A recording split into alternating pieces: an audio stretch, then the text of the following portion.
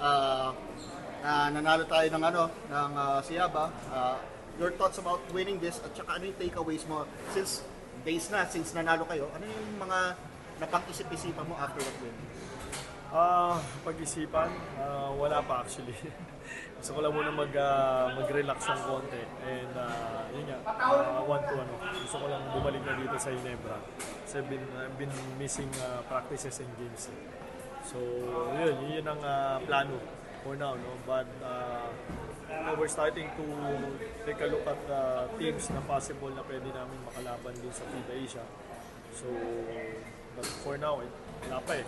Too early to say pa. So, yun. Tapos yung plans na rin ng mga practices at saka yung mga ibang plano pa in the next few weeks.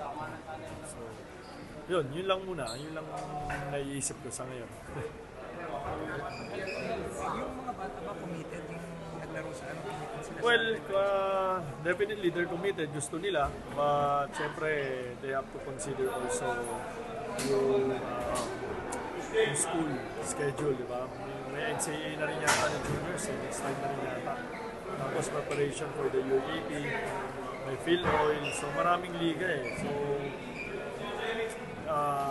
gusto nila, pero again, ano pa rin yan eh, depende pa rin sa school, no? Sila pa rin ang kailangan masunod kasi yun pa rin yung ano nila, kumbaga sa PBA, yung mother team nila eh. But commitment, no problem.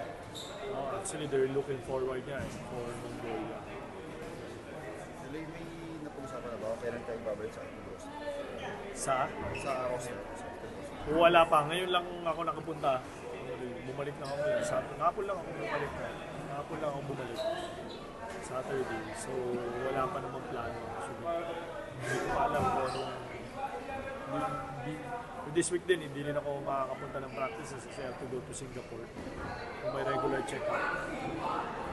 Pinastart ko na kasi last month. So, definitely this week I'm out. So, but after that, we'll talk about the plans. So, but hindi ko pa rin alam yung plano sa Batang Gilas eh. Ano mangyayari din sa mga bata. Ano yung schedule nila. Depende rin ako sa schedule nila.